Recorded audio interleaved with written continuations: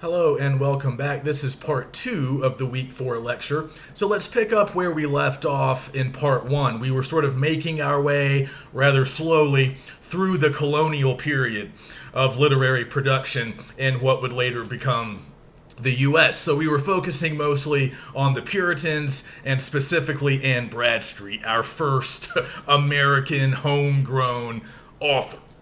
So we're moving on now. The last figure I talked about in part 1 was Benjamin Church. So I do recommend checking out his entertaining passages relating to King Philip's War if you're interested in Westerns, if you're interested in sort of the history of the American frontier, because Church is a very important figure in that history. But like I said, that text was published after he died, I believe around 1715 or 1712, somewhere in that second decade of the 1700s. So let's keep pushing forward and let's kind of move a little bit later in the 1700s and talk about a few other important names and texts. I can't cover everything on these slides that you're looking at, so I'm going to kind of skip some of those entries, but I will just mention a couple of names before we get to Phyllis Wheatley, one of our major authors for this week. Just a couple of names to be familiar with.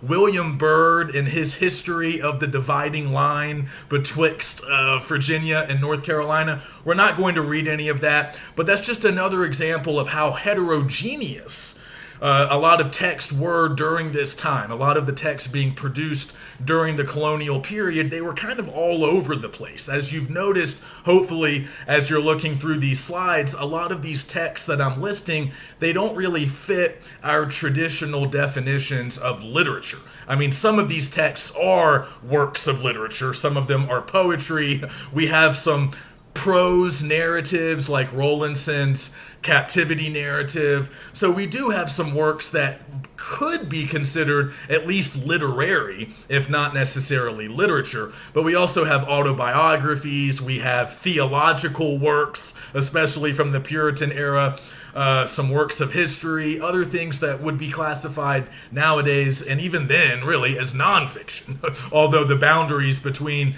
different genres and different types of texts were a little blurrier back then, and we might be noticing that. So a lot of these literary productions, or these textual productions, are kind of hard to classify or categorize. So Byrd was a gentleman planter from Virginia, not a writer by trade, certainly not a novelist, but there are a lot of literary elements to his History of the Dividing Line. But the book also reflects how unmapped and uncharted a lot of the future U.S. remained, even just a few decades before the start of the Revolution. So it's an interesting book on several levels, but he later publishes The Secret, or he wrote, it wasn't published until much later, but he later wrote The Secret History of the Dividing Line, which basically, this is a surveying expedition that he took part in, but The Secret History tells us what really happened on the expedition. It's a bit bawdy, it's kind of funny, and for the most part, the surveyors are just drinking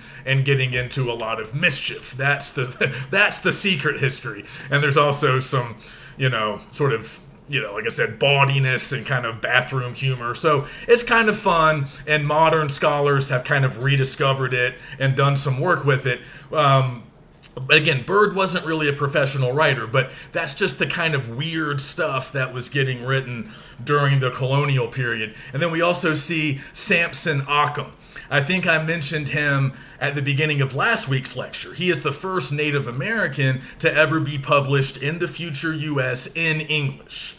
So clearly those Native American folktales that we were reading last week, those are tapping into a much older literary tradition, a tradition of oral literature that obviously existed amongst many native cultures long before Europeans ever came to this continent. But now that we're in the 18th century, we can see an example of sort of a melding of cultures, perhaps. In Occam, some see maybe a little bit of transculturation, like we were talking about earlier in reference to Cabeza de Vaca. So Occam was a Christianized Native American. He converted at a pretty young age. He spent much of his adult life sort of living near, or sort of at least having friendships and sort of working relationships with white people. But he was a Christianized Native American, I believe a member of the Mohegan tribe originally, and then he becomes a Presbyterian minister. And he's sort of itinerant, and he travels around various parts of New England and New York, mostly preaching to other Native Americans. So the text that I listed here, I mean, it's obviously important just as a historical first. We're covering a lot of historical firsts today between Bradstreet, Occam, and Phyllis Wheatley. They're all very important from a historical standpoint, but also this is an example of a pretty popular genre of the time period. This was an execution sermon, so it was literally read on the occasion of the public execution of Moses Paul. In this case, Paul was another Christianized Native American who had been accused and tried and convicted of murder, I believe.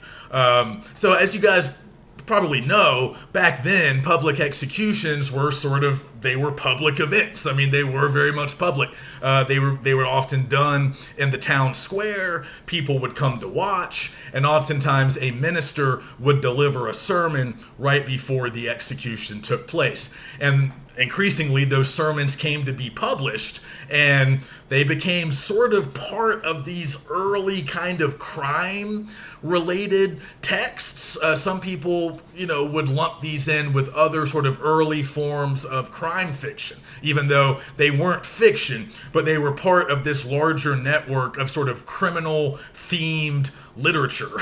And there were other sort of narratives or ballads, little short texts about famous criminals, in some cases criminals who really had been executed. So the sermons kind of went along with those other texts, and this larger group sort of comprised this early genre of crime fiction, or at least that's kind of how we see it today. So execution sermons are interesting. We're not spending very much time on them, but Occam is working within this genre. This is a popular genre of the time amongst Anglo readers. So like a lot of the styles and genres that we're talking about this week, the execution sermon came over from the British Isles, and it was sort of it was then adapted to U.S. situations, U.S. crimes, and U.S. criminals, but it was popular on both sides of the Atlantic. So Occam is working within this sort of Anglo tradition, but if you read the sermon, and like I said, remember that Moses Paul is also a Christianized Native American, and I think Occam is speaking about certain issues and circumstances sort of unique to people like him and Paul. But of course, he's also very influenced by the Bible and sort of mainstream, or what was increasingly becoming sort of mainstream Christian orthodoxy in the U.S. as we kind of, again, we're sort of moving away from the Puritan era, and now a lot of these other dissenting groups are becoming more prominent in this country. So Occam is very much sort of in the mainstream. He's certainly assimilating to a large extent to Western culture, to sort of European culture as it's manifesting in the colonies. But at the same time, he does still have a foot in another world, and you might want to see if that comes through as you're reading the sermon. But just a couple of names to keep in mind. Again, Occam is the first Native American to be published in English that we know of. There could have been others, but his texts still survive, and we still study them. Another interesting thing to note about Occam is that he also wrote an autobiography called A Short Narrative of My Life, but it was not published during his lifetime. It was not published until the 1980s, but we can read it now. And I'll talk a little bit more about crime fiction maybe in the weeks to come. But again, just think of execution sermons going along with sort of criminal autobiographies, sort of tawdry, sort of romanticized accounts of criminals and crime. There were also ballads and broadsides, almost early tabloids. We might think of some of these texts that way. Execution sermons were part of this larger sort of crime-themed genre. So it's interesting to note that Occam has a pretty important role in that. Okay, so then we move on to Phyllis Wheatley, and of course we are reading her this week. So Wheatley she represents another first. She's the first African American author in the history of what would later become the U.S. Again, we don't know for certain that she was the first African American to produce literature, but she was the first one to be published and recognized in a public way. So she's interesting both for the works that she produces and sort of her role historically in the story that we're telling, the narrative that we're telling of the development of a sort of unique national literature. And this is an ongoing process. But once we get to Wheatley, Ockham too, now we're in the 1770s. So we're just a few years shy of the American Revolution breaking out. So some of you might have read a little bit about Wheatley. She still sort of gets taught in schools at lower levels of school, but she's a little bit like Bradstreet now, in that sometimes she's treated as just a historical footnote. Like, yeah, we need to know that she's the first African American author in the U.S., in what would become the U.S., but maybe we don't really need to read her poetry. Just like we need to know that Bradstreet was our first published author ever, but maybe in the past we kind of felt like we didn't need to read her work either. But just like we're sort of reevaluating Bradstreet and, changing some of our critical opinions about her work, the same process has occurred over the last few decades with Wheatley.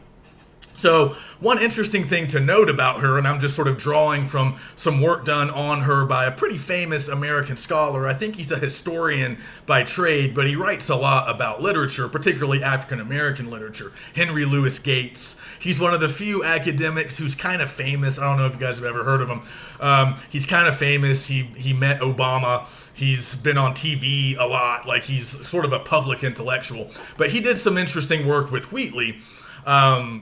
And he basically, tells the story of how she had to first of all, she was a prodigy. She published her collection of poetry when she was around 19, maybe 20 years old. And of course, she came over to the New World as a slave. She came to Boston. She was owned by a sort of upper class lady, her mistress, and she was taught to read, and she was sort of given access to education, which would have been very rare for most slaves in the colonies. Not formal education. She couldn't leave the house and pursue education, but her mistress taught her to read, and she was even allowed to pick up a little bit of Greek, a little bit of Latin, and to sort of get this more classical education that would have been very uncommon for slaves and for most women, period, of the time period. So she's kind of a prodigy, and she's writing poetry at a very early age, and this is classically influenced poetry. This is poetry that owes a lot to pre-existing European forms, a lot of forms that were popular in England and the British Isles. I know this sounds familiar. This is very similar to what we saw with Bradstreet. But in the case of Wheatley, because she was African American, because she was a woman, and because she was quite young, it was initially her authorship was doubted. Gates writes about this. The leading figures in Boston at this point demanded that she sort of stand trial. She had to come to this sort of public hearing, and she had to prove to these leading figures of the community, all white men, of course, she had to prove that she was, in fact, capable of writing this kind of literature, this kind of poetry. I can't remember exactly what sort of test they put her to, but I think she had to actually write something on the spot, like without consulting any sources, just to prove that the poetry really was hers. So clearly she's facing some obstacles and some adversity that other writers of this time period would not have had to worry about. So it was difficult being a woman writer during this time. As we kind of mentioned with Bradstreet, she wasn't really pursuing publication. Everything kind of was done without her direct input. It would have been sort of inappropriate for her to pursue a writing career.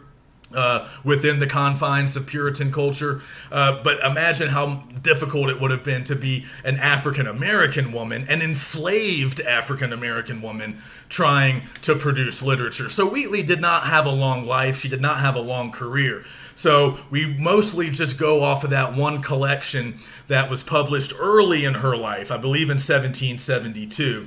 So we're reading some of her more popular works this week, including her most famous poem on being brought from Africa to America. So, Gates points out that we already kind of know her major choice of subject matter, which is religious piety. That's largely what she writes about.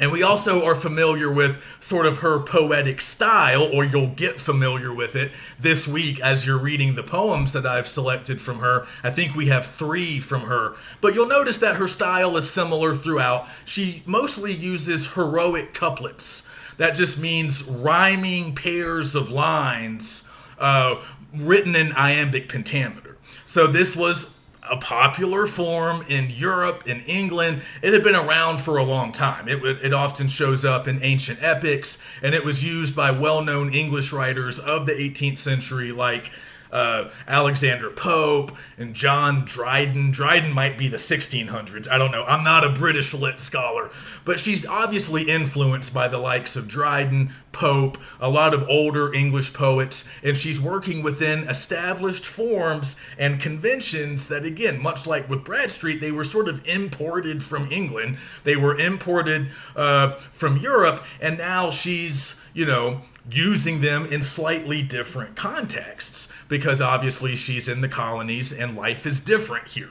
So this is going to be a process that is repeated with a lot of these early authors because we don't really have a literary culture of our own yet. We don't have traditions and styles and genres of our own yet in the 1770s, and certainly not in Bradstreet's time over 100 years earlier. So they have to borrow pre-existing forms from Europe and mostly from England, but of course we're going to put our own spin on these forms as they continue to develop in the future US. So Wheatley falls within that larger pattern.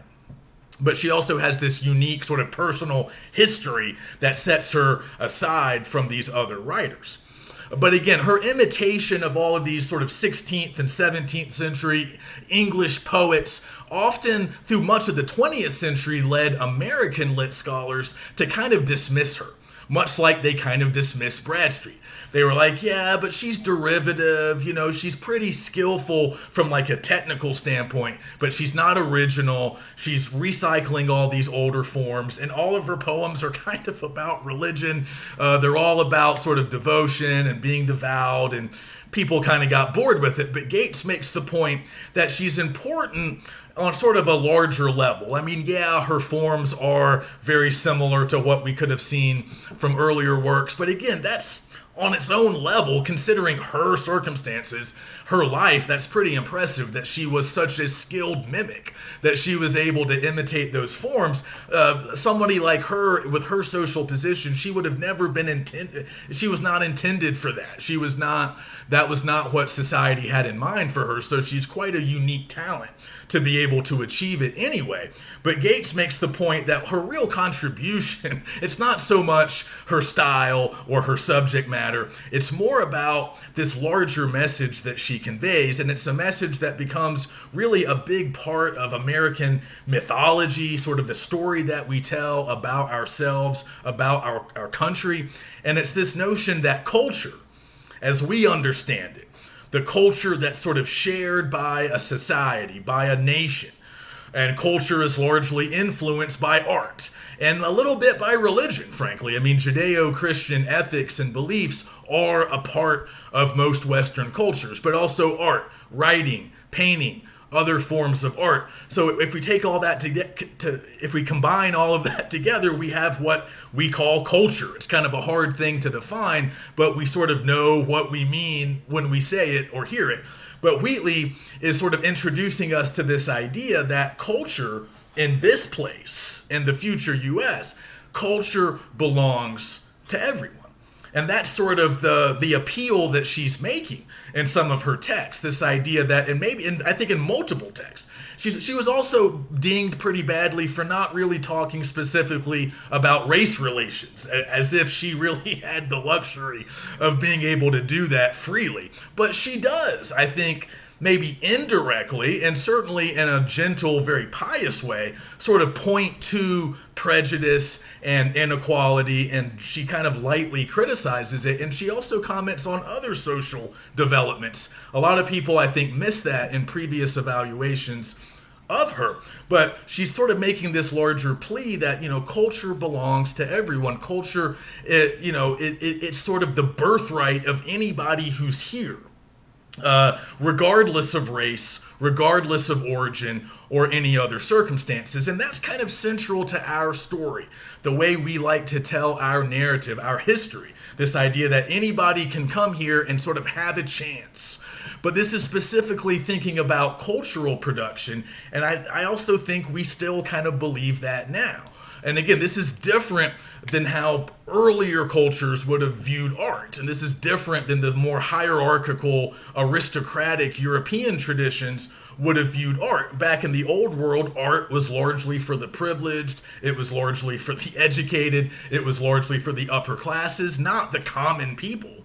But over here, it's supposed to be different. Right? We're more egalitarian. We believe in equality. We believe in democracy. So there's this idea that our art is also more democratic. It's available to anyone. You don't have to be well-born to appreciate art or even to produce art.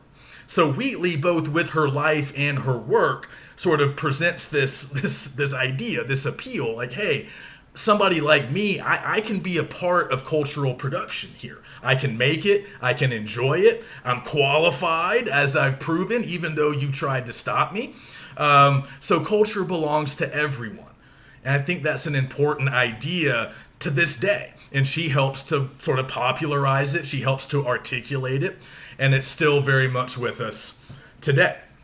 So maybe look for a little bit of evidence of that sort of appeal, that sort of argument that she's making. I think it runs through multiple texts and in slightly different ways. So, all right, moving on. Who else do I want to talk about in the colonial period? I think that's pretty much it. I have a few other names on there, some more theology, some Jonathan Edwards, you see Thomas Paine and Common Sense. So again, very heterogeneous mixture of text, just to give you a sense of what was being produced in the decades leading up to the revolution. So some lit, some other works that we would call nonfiction, but this is early, writing in the U.S. This is sort of a survey of what's being produced. So that's kind of it for the colonial. I want to move into the era of the early republic, which I think I mentioned in part one, but in case I didn't, this is a historical period defined as starting with American independence, with our victory over the British in the Revolutionary War. But sometimes we kind of want to, historians say, let's wait till the Constitution was ratified. So sometimes we're kind of marking it at 1788 or maybe 1789. Some people say 1780. It doesn't matter. We can just say the era begins in the 1780s and it runs until sometime around 1820 or 1830. So basically the first few decades of American independence. So some scholars and historians and literary historians will say, okay, this is really when we begin to see the development and growth of a uniquely American or a uniquely U.S. literary culture, literary production. I like to find the origins a little bit further back, but now we are an independent nation. So now the writers working on our shores are obviously, by definition, American writers producing American literature.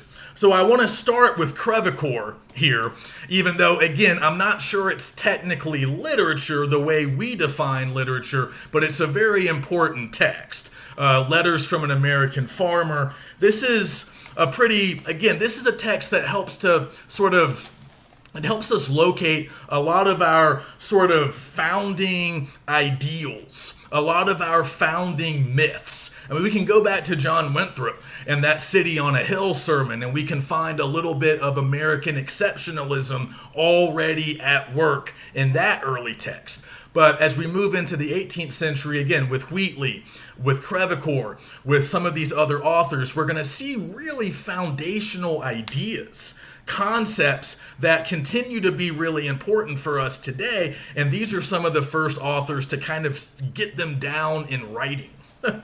And they would sort of continue to kick around and get revised and get popularized even more in the decades to come. So with Crevecoeur, we sort of see this a little bit with the idea that you can remake yourself in the U.S. So Crevecoeur himself was born in France, but he spent a lot of time living in what would later become New York. So Crevecoeur, it's a little complicated. He lived here mostly during the colonial period, but his book, Letters from an American Farmer, sort of a collection of sort of like, I would call them sort of like narrative essays. It was published in 1782, by which point he had left the country because his loyalties leading up to the revolution were sort of questioned. And he has an interesting life. He comes back later to find his farm kind of destroyed. And anyway, we won't get into his bio, but one of the big themes of his text is that, you know, people from all different parts of the world, all these different kinds of Europeans, people like him can come to the U.S. and basically start a brand new life. They get sort of a clean slate, a fresh start, and they can remake themselves. This is an idea I talked about a couple of weeks ago in relation to Cabeza de Vaca. The editors of that edition sort of talk about self-making and this idea that even as early as Cabeza de Vaca's narrative, we see this idea that you can come to this place, this place that is largely unmapped, unknown to Europeans, you know, when Cabeza de Vaca is writing, you can come to this place and sort of just create a new identity.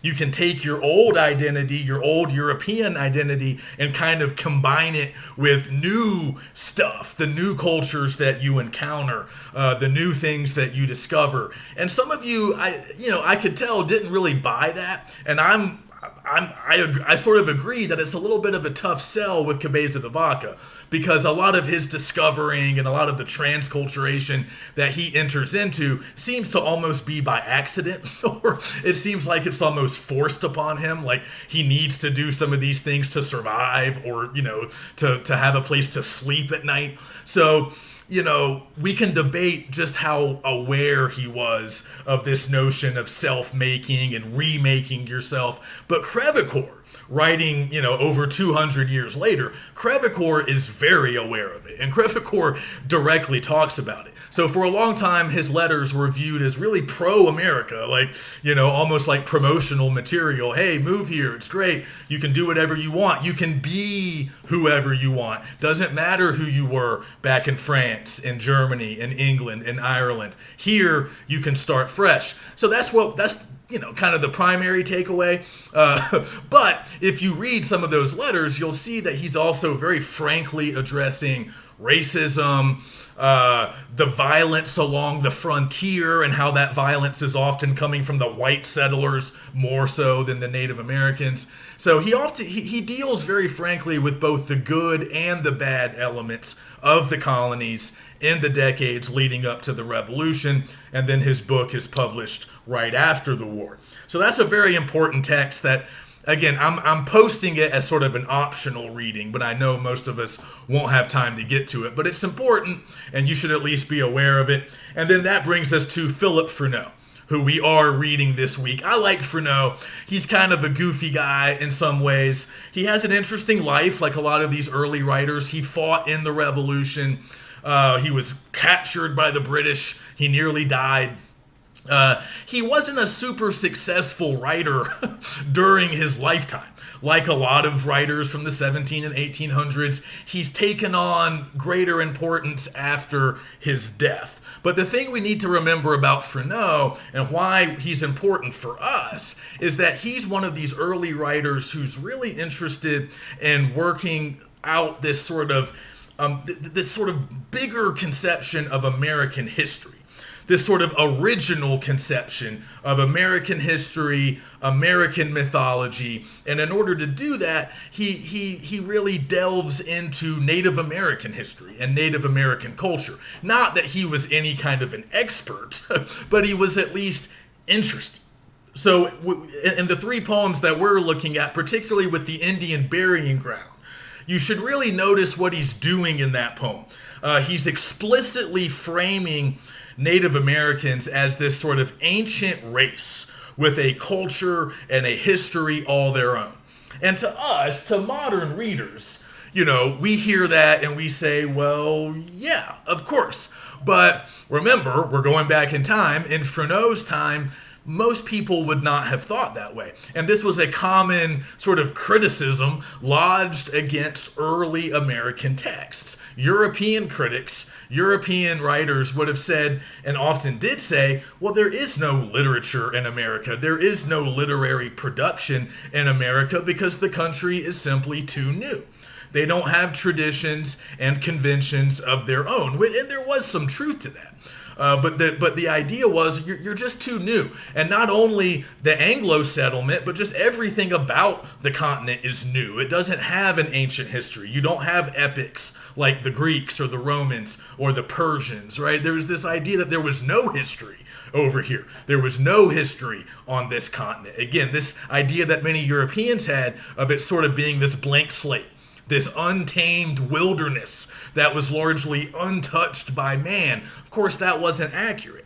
And what Freneau was trying to show is that, no, there is a history. It's just not a white history. It's just not a European history. But there is a history.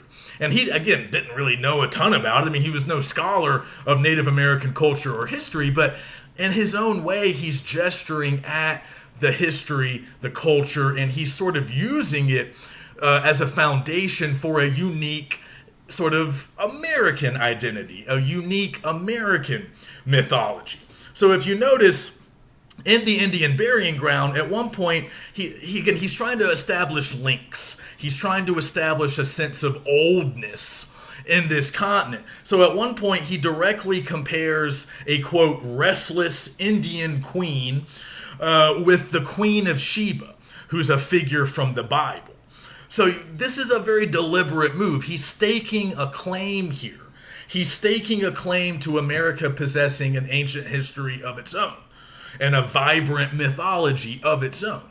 But what's kind of cool about Freneau, and not that he's the very first person to realize this, but he's the first person to really kind of pursue it in writing, as again, this understanding that to appreciate the ancient qualities of America, to understand the real history and the origins of America, is to understand Native American history and Native American culture and Native American mythology, all things that he was interested in. So in these early days of American literature, the kinds of moves that Freneau is making, they're very important. Again, he's establishing links, and he's trying to do the kinds of things that future authors would continue to do as we were sort of fighting for credibility, as we were trying to create a literary culture of our own.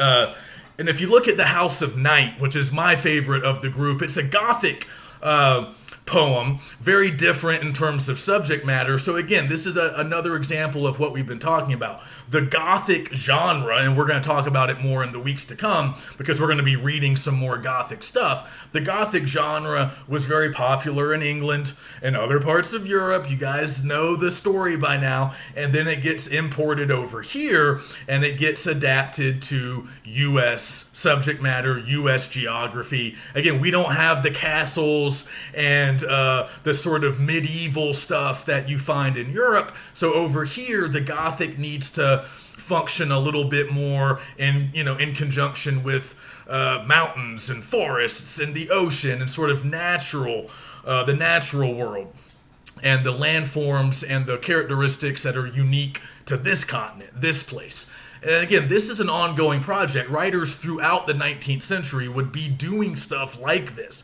And Freneau is doing it in the 1780s and through the 1790s. So it's just interesting to kind of note his role in this process. So he's bringing over this Gothic style, but again, look at how he's really intent on being specific to his U.S. setting. So it's kind of a long poem, I know, but if you make it all the way through, you'll notice that he talks about American fauna. He talks about American trees. He talks about American landforms, like geographical landforms, like or just geographical features, like the Chesapeake Bay and the Appalachian Mountains. And with the Appalachians, he does an interesting thing again. He compares them or he sort of puts them in conversation with other famous mountains from other parts of the world, like the Alps, like the Andes, which of course were in South America, and also Mount Ararat in the Middle East, which has a sort of biblical history and a biblical significance. So this is all very deliberate. He's comparing our mountains to the mountains of Europe and other parts of the world, and even the mountains of the Bible, to sort of show that, yes, we have an ancient past too. We have landforms even that are sort of similar to some of the landforms that you'll find in quote-unquote older places. So this is really important intellectual work. Not everybody necessarily loves his poetry these days, although I think he's a pretty good poet. The House of Night's good. The Indian Burying Ground is good. On The Religion of Nature, I don't know. It's fine. But I think we remember Freneau primarily for kind of the role, sort of the cultural role he plays in trying to sort of give a more privileged position to Native American culture, Native American history, and also just celebrating the uniqueness of our geography, our physicality, and unique characteristics that he could talk about, while also using those older forms. So both things are happening at once. We have the older forms, but we have newer subject matter, at least newer in terms of, it's new to Freneau, it's new to Europeans, and it's even new to a lot of these Anglo-American settlers who are really quite ignorant of Native American culture and the history of the tribes that, preceded them, or the tribes that they, displaced. So again, Freneau's doing some work that would continue, and he's an early figure in that sort of process, and we're going to keep seeing that, like I said, over and over again. A couple of other quick names. I can't go through everybody on the slide for the early national period, but I do want to mention Susanna Rowson. She's very, very important, but first let's talk about William Hill Brown and his work from 1789 called The Power of Sympathy. So this is significant, another first. This is the first novel, as we define the term. This is the first novel to ever be published in what would later be the U.S. Now, we are not reading The Power of Sympathy. It is not very good. William Hill Brown is not a very good writer. He's a hack, really, but he is a historical footnote. He was the first. But just a couple of years later, we have another novel that's somewhat similar in terms of subject matter, but it's a much better book, and it's written by Susanna Rowson. It's called Charlotte Temple. It was published in 1791, and like The Power of Sympathy, it's an example of what we call sentimental fiction, and we're going to talk about this a lot more next week when we start reading The Coquette. But sentimental fiction is a very broad category that I actually think in some ways does more harm than good, but we'll talk more about it later. It's a very broad category that throughout much of the 17 and 1800s was basically used to refer to any texts that were sort of about or written by women.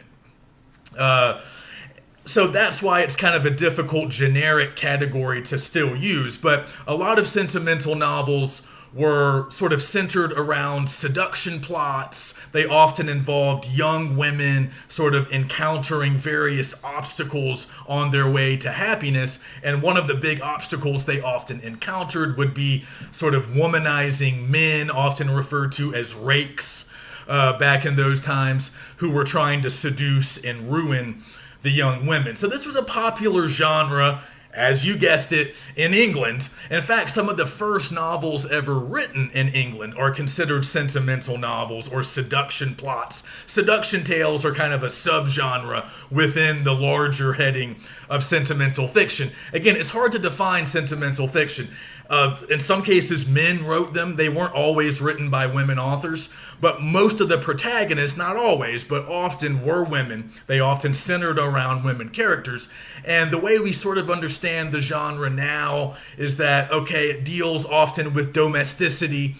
It does deal often with women, and the reason we call them sentimental is because they deal with sentiment. They often deal with sort of heightened emotions, and they're sort of designed to elicit emotional responses from readers.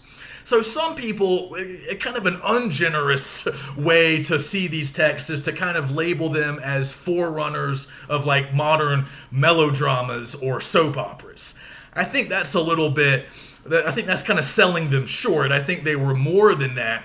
But again, this is a broad category that really includes a lot of different kinds of works. But the whole sort of notion of femininity is kind of at work here. So any books that, again, were written by women or largely about women or largely about family life or interpersonal relationships, the domestic sphere, heightened emotions, those books were labeled as sentimental fiction. But again, this is very popular in the 1700s. So it comes over to the U.S., and Rowson herself was English-born, but she spent much of her adult life in the U.S. Her father was actually a British naval officer stationed in Massachusetts right before the outbreak of the Revolution. So obviously they had to leave. They were actually placed under house arrest, the whole family. And then I think they were shipped to Nova Scotia and then eventually back to England. But she would later return to the U.S. as an adult with her own family, and she would live here for much of her life, and she published most of her fiction here in the U.S. So some people will sort of dispute whether or not she's actually an American author. And yes, she was born in England just like Bradstreet was. But, again, most of her work was done while she was living here. So I think it's fair to call her an American author. But Charlotte Temple was her most popular book. It was very popular here, and it was also very popular in England. And it's actually set in England. I'm pretty sure it was written here, but set in England during the decades. I think during the Revolution. I think it's actually set during the Revolution, because the womanizing rake man who ruins the young girl, he's an army officer in the British Army. But anyway, we're not reading Charlotte Temple, so let's not talk about it too much. But Rowson is important as a figure, and this is a very important text, because Charlotte Temple becomes the first bestseller, the first best-selling novel in American literary history. And it would remain the best-selling American novel up until the 1850s. It would remain on top of the bestseller list from the time it was published in the early 1790s all the way up until the 1850s, when it was finally surpassed by another sentimental novel, Uncle Tom's Cabin, written by Harriet Beecher Stowe in the 1850s, not long before the start of the Civil War. So just kind of interesting to note that the two most popular books in America, other than the Bible, the two most important works of literature in America prior to the Civil War were both written by women, and they were both labeled sentimental fiction, which meant for a long time they were somewhat dismissed by scholars and critics, and we'll talk about this later in the semester. We're going to notice that as we begin to learn more about the formation of the American literary canon, something that happens much later, really in the 20th century, but as we see how American history and how American literature comes to be remembered and taught, and as we get a sense for which American authors and which texts are increasingly held up as sort of the best literature ever produced here, we're going to notice that, at least traditionally, when the canon was first created about 80, 90 years ago, a lot of these sentimental works, like Rowson's, like Stowe's, they were left out.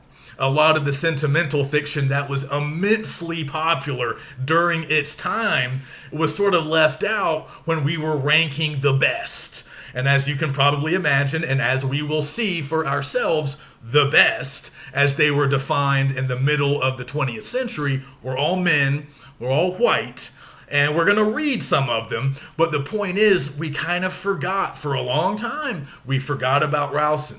We forgot about a lot of these other early writers whose work made the later work, that the more celebrated work, possible. So in this class, we're going to rectify that problem. We're going to spend a lot of time with these early figures, and then eventually we will get to some of the more traditionally celebrated and popular figures, at least in the way that American literature has usually been taught and practiced and understood. But again, we're gonna see that the canon is expanding in the present day. The canon is no longer just the domain of old white guys. So there's a lot of work being done on writers like Rowson now, and like Hannah Webster Foster, who wrote The Coquette. And that's the sentimental novel that we are going to read beginning next week. So it's kind of a toss-up between Charlotte Temple and The Coquette. They're similar in terms of subject matter. They both come out in the 1790s. The Coquette, I believe, is published in 1797, so about 5 or 6 years after Charlotte Temple. It was published anonymously. So Foster was not a known figure like Rowson. Some will call Rowson maybe the first professional writer in the U.S. She was a little bit of a celebrity, not just because of her writing. She was also an actress. She had her own sort of theater troupe. She later opened schools for girls. She was an educator. So she wore many hats, but she was also known for her writing. Hannah Webster Foster, in contrast, sort of lived a life of obscurity. She wasn't a known figure during her time. She published a lot of her fiction anonymously. But we've kind of rediscovered her in more recent times. So The Coquette, to me, is just a better book. That's why I chose it. Charlotte Temple might be a little more important historically speaking, just because it was so popular. It was the #1 bestseller for about 60 years, which is pretty incredible, from the 1790s all the way until the 1850s. But I just think The Coquette's better. It's just a better read. I think it's aged better, and it will give us a really good idea of this larger genre that I'm talking about, sentimental novels. The Coquette is also a seduction tale. It's also an epistolary novel, which means it consists of letters, which was also common during that time. So another thing we'll notice about sentimental books, and we'll talk about it more next week when we start on The Coquette, but many of them were sort of ripped from the headlines. So the sentimental novel, as we'll see, it kind of develops right alongside the newspaper. And it actually has a lot in common with newspapers. So a lot of early sentimental novels, both in England and the US, were at least loosely based on real events that had been reported on in the papers. So the authors would change some names, they might change some locations, but they would largely recycle these stories because the public was often already familiar with these sort of public scandals that had appeared in the newspapers. So that was often the subject matter for these early novels. So Foster is very much doing that. The Coquette is based on a real person and real events that happened, I think, in Connecticut during the 1780s or 1790s. But she's fictionalizing things. I mean, yeah, she is basing her narrative on those real events, but she also invents new characters and she sort of puts her own spin on things. I think Foster's really good. I think it's a crime that she remained obscure for so long. But The Coquette's really good, and it kind of, to me, it's just a more interesting example of a sentimental novel, of this type of sentimental novel. Again, like I said, Uncle Tom's Cabin is also labeled a sentimental novel, but it's totally different, really, in terms of subject matter. I mean, yeah, it deals with heightened emotions, and yeah, it's written by a woman, and it features a lot of female characters, but those are the main things it has in common with these earlier sentimental novels. They're quite different in most respects. That's what I mean. It's a very limited term term, I don't think it tells us a lot. But when we're talking about seduction plots, the kinds of sentimental novels that were very popular in the 1700s, again, they share a lot in common. So Charlotte Temple's quite similar in terms of plot. But one thing to note is that Rowson didn't actually draw on real people for her narrative. Yet Charlotte Temple was so popular, and the character herself was so popular, and since we're not reading it, I don't have to worry about spoilers. She dies at the end. And as a result of that popularity, people, this is kind of like early fan culture. I think this will ring bells for anybody who's ever observed Star Wars fans or fans of the MCU, and no judgment if any of us are members of these communities, no judgment, but we kind of see the origins of this back with Charlotte Temple. It was so popular that legions of fans would set up sort of like makeshift shrines or even actual graves for Charlotte. Again, she's not a real person. She was a fictional character created by Rowson, but she resonated so much with readers on both sides of the Atlantic that you had these sort of graves and shrines where people would bring gifts and leave flowers. And it was sort of a phenomenon.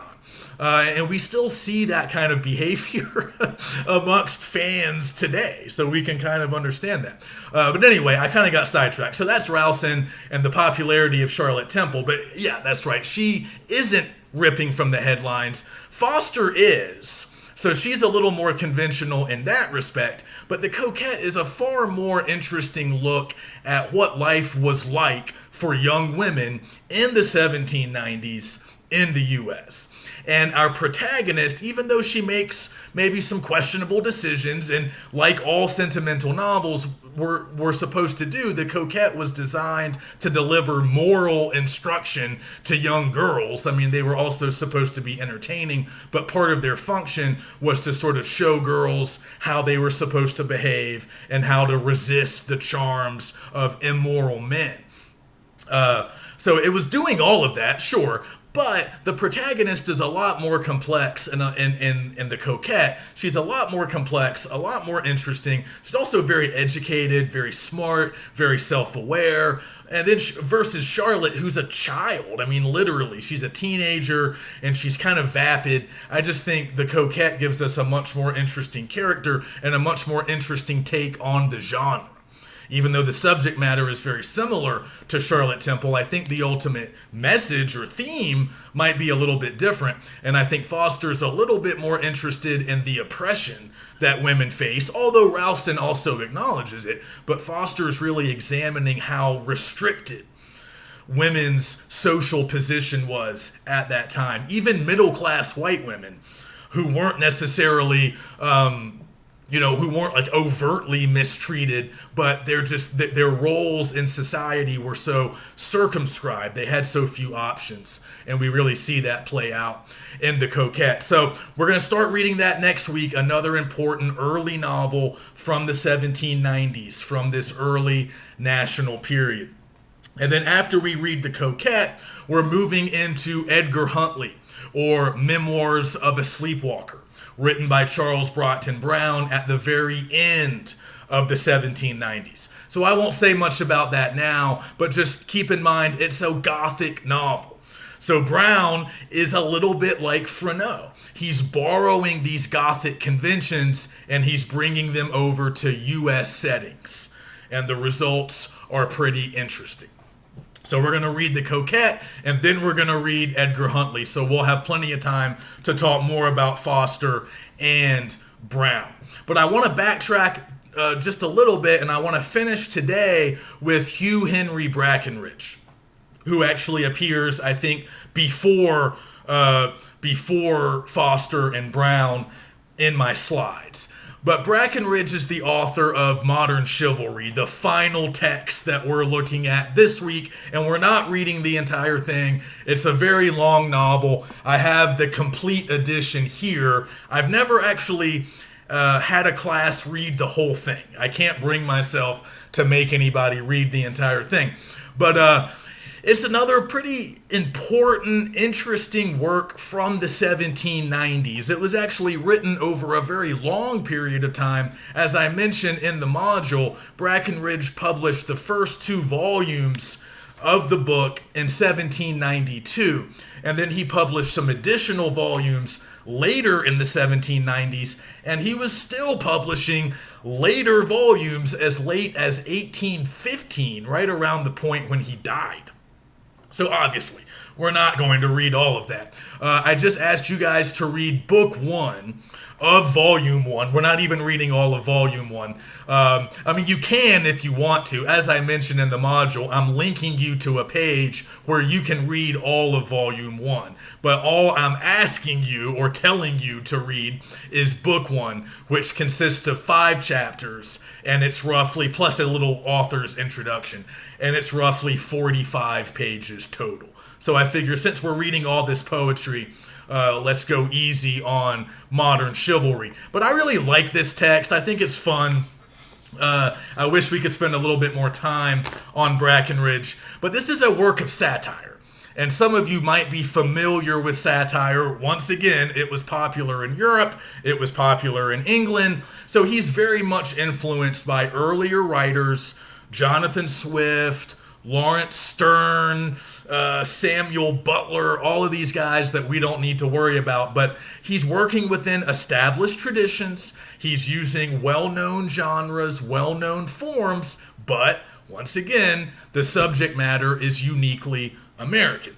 So this is largely a comic novel. If any of you know sort of the classic definition of satire, satire is basically, using my own informal definition here, is basically when we're making fun of the vices or the follies or the shortcomings of certain people or institutions. So we're sort of supposed to laugh at these shortcomings and mock them.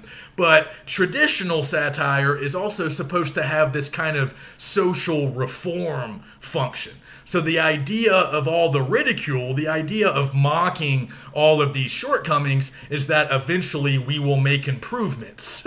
We will fix some of the problems that might be exposed in the satire. We will address some of these shortcomings. We will, try to do a little bit better. So that's kind of the way satire has traditionally been understood. I think we use the term a little bit more loosely today, but Brackenridge back in the 1790s would have been operating with this more sort of classical sense of what satire is and what it's supposed to do. And again, there was a long tradition of satirists and famous satirical works stretching back centuries. So he's not reinventing the wheel here, and he's also very much indebted to Don Quixote, a novel that some of you have probably heard of. Most of you have probably heard of it. Maybe some of us have read it. It's a Spanish novel from the 1600s. Obviously, we're not reading it. It's often called, by many scholars, as maybe the first real modern novel.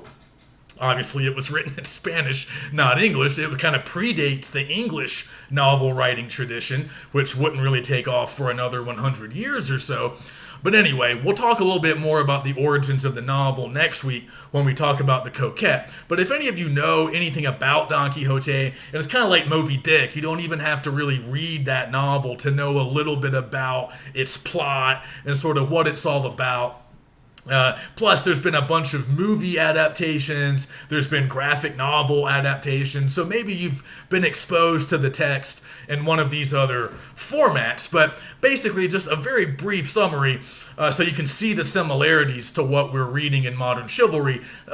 Don Quixote is all about sort of a bored nobleman who's kind of older, he doesn't have a family, he lives alone, and he kind of goes crazy in the Spanish novel because he's sitting around reading chivalric romances. And we haven't talked about this sort of pre-modern type of writing. We'll talk about it a little bit next week. But romances were popular in the medieval times. That they were often involving knights and damsels in distress and sort of mystical quests. I'm not talking about romance as in like the modern romantic comedy. I don't quite mean it that way. I mean romance as a type of sort of adventure narrative that was popular in sort of the pre-modern world, pre-modern Europe. So the character in Don Quixote, written by Cervantes, the protagonist loves those courtly romances. He loves those chivalric romances about knights and, deeds and feats of honor. And he loves that stuff, but they sort of rot his brain because he becomes very delusional and he thinks that he himself is one of these knights of yesteryear. Remember, this book is written in the 1600s, but Cervantes is making fun of these old-fashioned romances. He's basically saying these are so out of style, and look what happens if you basically sit around and read these all the time. So the protagonist kind of becomes delusional, and he wants to go out on this journey of his own, and his servant Sancho is uneducated, but is kind of the more self-aware, intelligent one. So it's very comic. So they get into all these adventures, very much like what we see here. So Captain Farrago is very much based on Don Quixote. He's a man of means, right? He's an older gentleman without family. He's kind of bored. He has a lot of free time, so he wants to travel and see the full extent of the newly independent nation.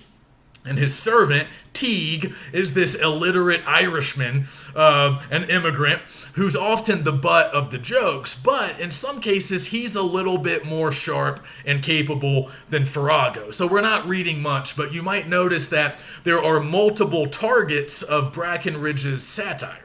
He's not just making fun of Teague, oftentimes he's making fun of Farrago as well.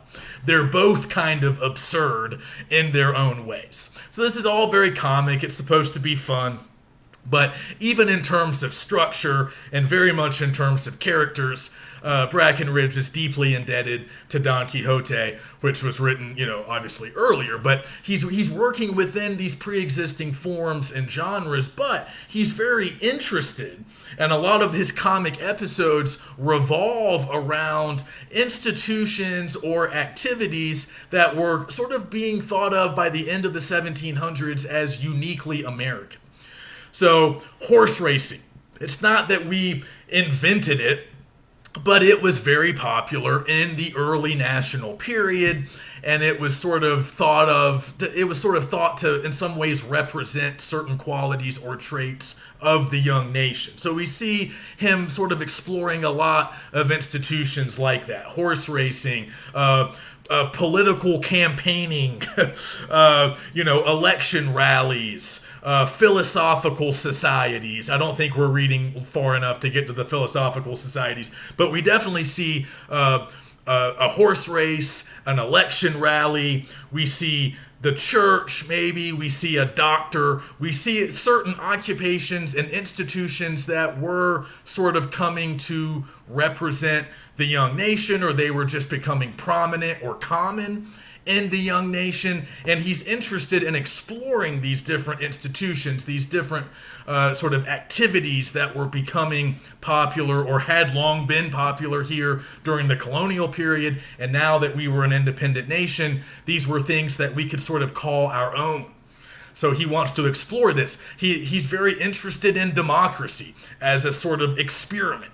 Is he a full believer in democracy? I don't know. His politics are a little bit murky, but we should remember, just like I said earlier, how the Puritans were not a monolith. Not all Puritans thought the same. They didn't all feel the same way about things. Well, that's certainly true of Americans in general during the period right after independence. Not everybody was super gung-ho about our new democratic systems and our new democratic institutions. There was some trepidation, even amongst the founders. As some of us know, there was trepidation. There was a real mistrust of crowds, of, the public, the common people, and their ability to make smart decisions. And I think we see, even in the small bit that we're reading, I think we see Brackenridge sort of taking that and running with it, sort of making jokes about the way we select politicians, the way crowds operate, the way big, large public gatherings operate in this country. And yeah, a lot of the comedy comes from drinking, fighting, and people acting in various sort of absurd or silly ways. But a lot of our modern day comedy comes from those things too. So Brackenridge's style does feel a little bit old-fashioned, but if you can sort of cut through the old-fashioned language and appreciate some of the jokes and some of the humor and just sort of enjoy some of the interplay between Teague and Captain Farrago, I think you might actually enjoy book one. It is kind of fun. But it's also kind of heterogeneous, like a lot of early novels were. So you'll notice that there are certain chapters labeled reflections. I think sometimes they're also called observations, but normally they're called one of the two things, and they're sort of breaks from the action. You'll see this in a lot of old novels. We sometimes take a break from the action, from the actual events of the narrative, and we'll just listen to the narrator kind of talk about something. So Brackenridge was not a professional writer by trade. He was a lawyer first and then later a judge. So there's I don't think we're reading it. I don't think we're getting far enough into the book. And in the old days, in my previous classes, I've made people read the entire first volume. But we're not reading that much. But if we did read on in book 3, chapter 3, there's one of these chapters that I'm talking about, one of these reflection chapters, where the narrator is just talking about a legal concept. Like, we leave Farrago and Teague for a while. Now, they've done something that prompts the narrator to get into this legal discussion, but he spends an entire chapter just talking about this legal concept and how it operates in court. So there are chapters like that where the narrator sort of steps aside from the action and just sort of addresses readers directly. And sometimes in those chapters we'll get a little bit of the current events of the time period. Again, we're not reading enough to really know this, but Brackenridge was involved. He was a local politician in western Pennsylvania. That's where he spent most of his life, near Pittsburgh. He was born in Scotland, but he spent most of his life in Pennsylvania. And that was the backcountry back then. That was sort of on the verge of the frontier. So he was active in local politics, and he was very much engaged in current issues of the day. And one of the things that he talks about, I think later in the book, is actually this debate going on in the 1790s about abolishing slavery in Pennsylvania. It might have actually already happened. It might have been in the 1780s. But he's very much engaged in current events of the late 18th century, politics. He's interested in this growth of a unique American culture. Sometimes he's making fun of that unique American culture, and he's certainly pointing out that we have some issues with certain institutions and certain systems. There is corruption, there is ignorance, but I also think he wants us to notice the opportunity. I think he wants us to notice, the positive qualities, the optimism, the can-do spirit. But yeah, everybody kind of comes in for laughter here. Everybody is ultimately sort of a target of his satire. But he doesn't really privilege the somewhat aristocratic Farrago, who, based on social position and sort of education, should be, and certainly thinks himself to be, superior to Teague and superior to a lot of the other people they encounter, because they're encountering a lot of common people, regular people, not well-born or especially affluent people. So we might think that Farrago has the advantage in these interactions, but as you read on, you'll notice that he's kind of an ass. He gives Teague a lot of bad advice, and that's another source of humor. So, there's a very messy publication history here. That's why I was showing you guys this recent edition, because it's kind of the first time that we've gotten all of these volumes that were published over like a 25-year period. We've finally gotten them all in one place. So it's sort of been rediscovered in recent years as we have this better edition to use, and we've kind of come to appreciate Brackenridge a little bit more. Again, it's a democratic literary experiment written by somebody who both liked and distrusted democracy. So it's really complex, and we don't have time to really do it justice, but I just want you guys to get some flavor, just get a sense of it. And again, it's another example of all these this large sort of abnormal, maybe abnormal is not the word. I'm getting a little tired at this point. Heterogeneous body of texts that's being produced throughout the colonial period and the early national period. This is a novel, but again, it's modeled on earlier forms. It's very much indebted to perhaps the earliest novel of all, and it's indebted to earlier works of satire from the old world. But it's very much about democracy. It's very much about our new culture. So it's a pretty unique text in the ways that it's bringing together the old and the new. And I also just think Brackenridge is kind of funny. Okay, so that's all we can handle for today. We're going to stop our history lesson at the end of the 1790s. So after Brackenridge, like I said, once we move on from him, we're going to read The Coquette and then Edgar Huntley. And after we finish with Huntley by Charles Broughton Brown, we'll sort of return to our history, our historical journey through the early national period, also called the era of the early republic. So we'll kind of pick up here once we get through The Coquette and Edgar Huntley, and we'll continue to move up into the 1800s. All right, so thanks for getting through all of this. I know I'm sort of testing your patience here with these very long lectures. I promise my future lectures will not be this long. Week 4 is just a really heavy history week. So hopefully you enjoy these texts. Let me know if you have any questions, and I will see you next week when we start The Coquette.